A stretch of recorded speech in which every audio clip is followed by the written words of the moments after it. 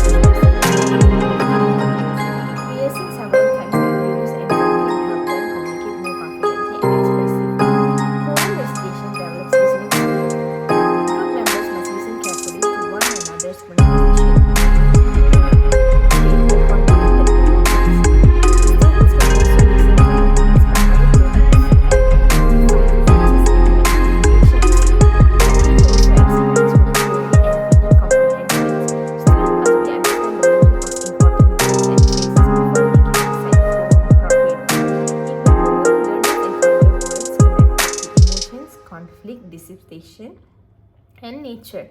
Furthermore, recitation develops literary interpretation. Learners do more than memorize words. They analyze the speaker's emotion, themes, and literary devices before translating them into facial expression, movement, and vocal choices. Finally, the activity encourages communication, creative, and collaboration. Students discuss their interpretations, divide responsibility, and combine their ideas to produce one performance. Therefore, poem recitation is an effective ESL activity because it integrates pronunciation, speaking, listening, vocabulary, comprehension, and literary appreciation in an engaging way.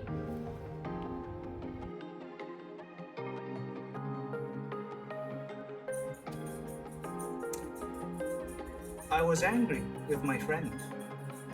I told my wrath did end. I was angry with my foe. I told it not, my wrath did grow.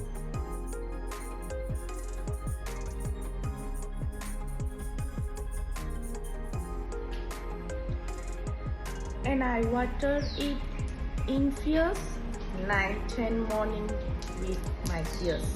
And I sent it with smiles and with soft, deceitful lies. And it grew both day and night, till it bore an apple bright.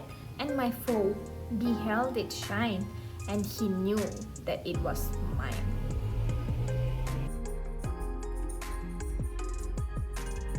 And into my garden stole. No, that's not right. Oh, let's try this again. And into my garden stole. No, let's try again. Let's try again. And into my garden stole. No, let's try again. One more.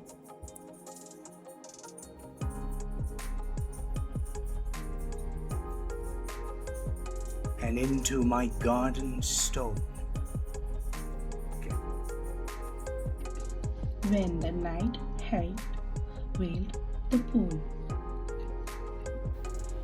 In the morning, I'm glad I see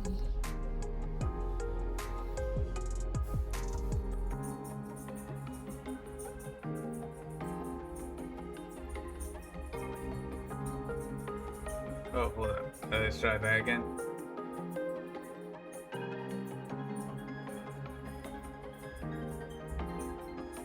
Alright, let's try that again. Let's try that again.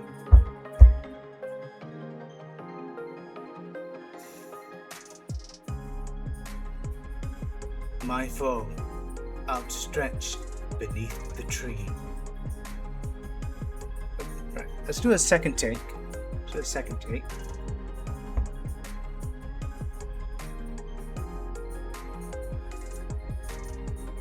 My foe, outstretched beneath the tree.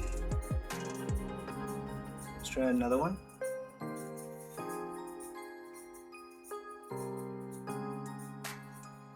My foe, outstretched beneath the tree.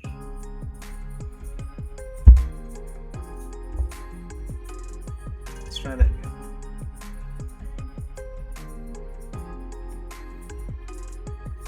My foe, outstretched beneath the tree. One more.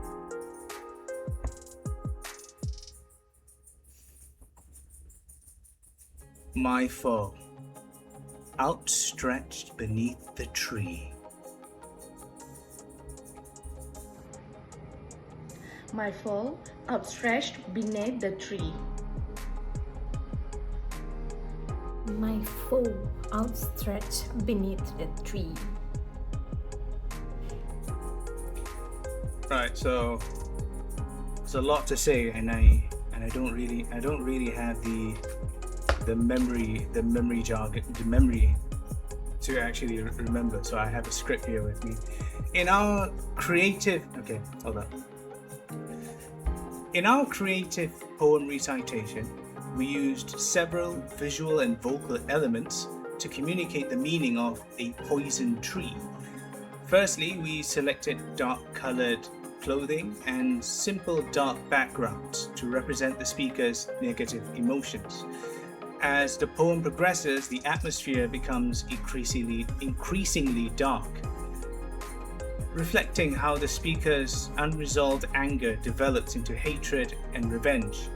We also use a plant or branch as a visual representation of the poison tree.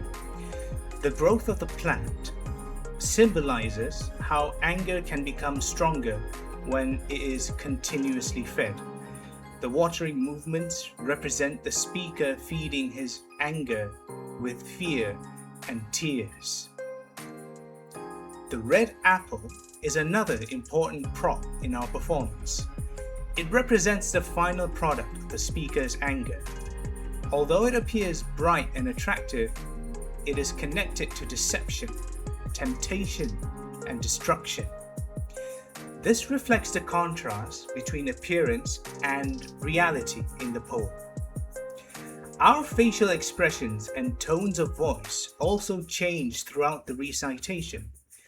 The performance begins with controlled anger, but gradually becomes more secretive and threatening. These changes help the audience understand the speaker's emotional development.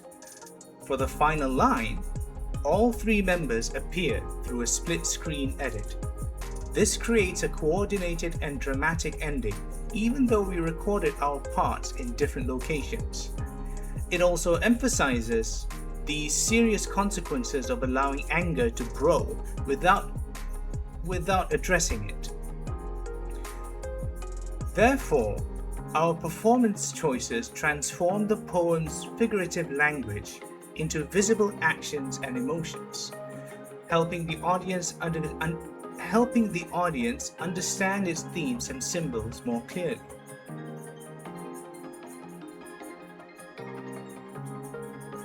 Explanation of the poem meaning.